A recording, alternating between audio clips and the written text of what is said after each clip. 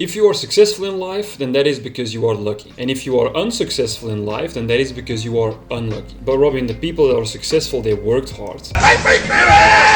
Okay, they maybe had a bit of luck, but they definitely worked hard. Okay, good argument. So what's the difference between a person that works hard and a person that doesn't work hard? We could say that the difference is discipline. I run every single morning. The person who is disciplined puts in the work required to get to their goal, and the person who is not disciplined doesn't put in the work. You are lazy, you will never get anywhere. So we could say discipline is a choice. Well, then why is it that some people can make that choice and other people just can't make that choice? And that is exactly what I was curious about. Do we really have control over the choices we make? I always thought we did, until I saw some of the podcasts that have changed my mind forever. Robert Sapolsky, who is a famous scientist and deals with a lot of the functions of the human brain in terms of like our motivations for things.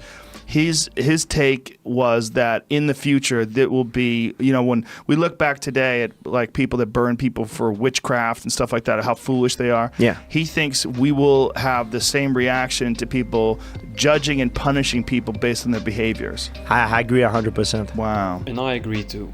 We shouldn't judge people on their behaviors, because their behaviors are not in their control.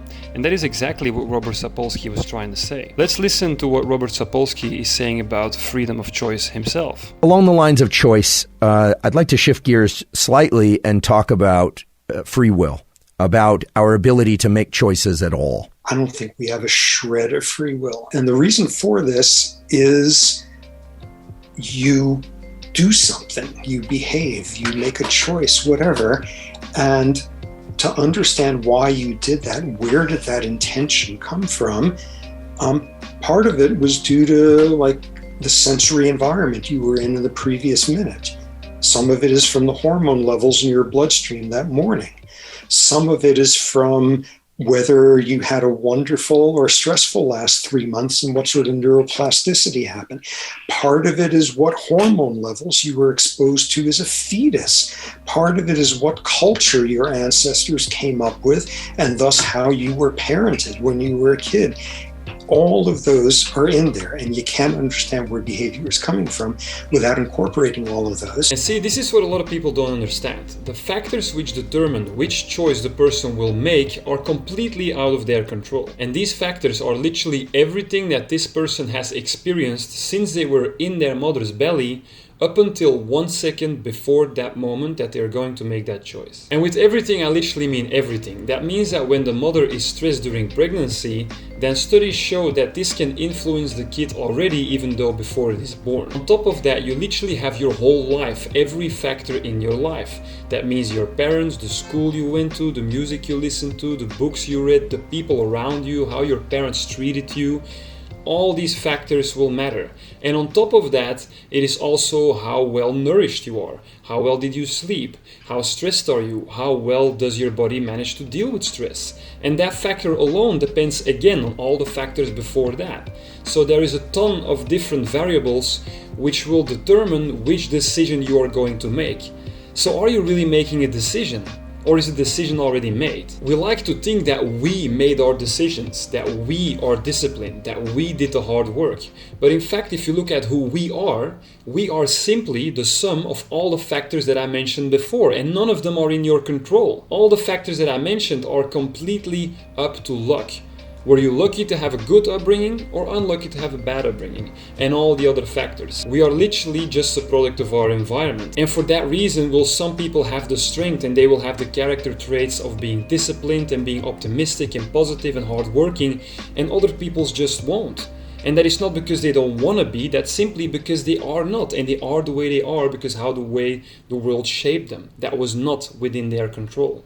So to look down upon somebody who makes poor diet choices or who is not going to the gym or does any behaviors in general that impacts them negatively is simply not the right way to look at it. And on the flip side, when somebody achieves success, we really shouldn't idolize them, because the reason that they have all the characteristics that they need to get successful is also just because they are lucky. And with lucky, I don't mean that there were a couple events in their life where they were lucky. I mean that every choice they have ever made, right up until the moment that they were successful, has been made because of who they are. And who they are is the sum of all the events that have ever happened to them. So now we could argue, but Robin, all the events that have ever happened to him were also his choices. Okay, that's fair.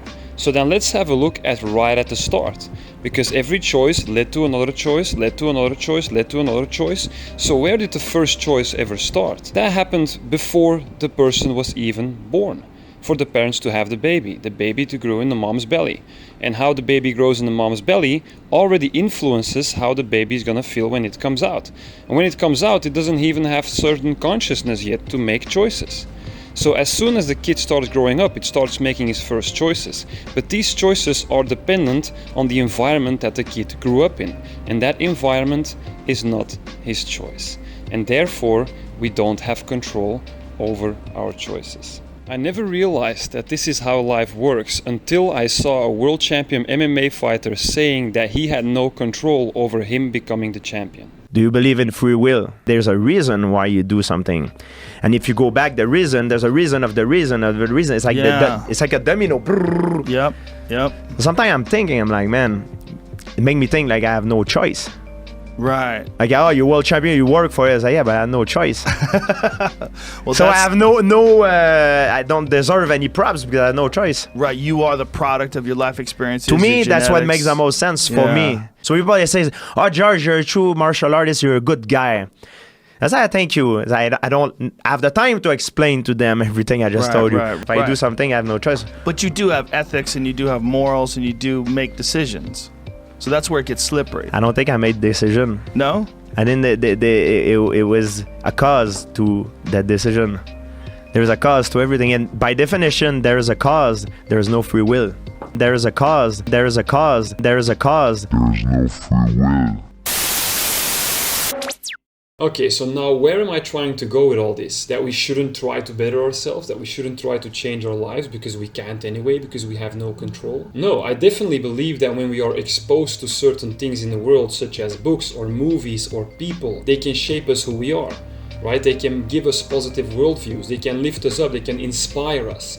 So when you see somebody that inspires you and you want to be like that person and you feel driven to go towards that goal, that's an incredibly positive thing. But see here once again, it is first of all not in your control whether you will be exposed to these positive influences or not.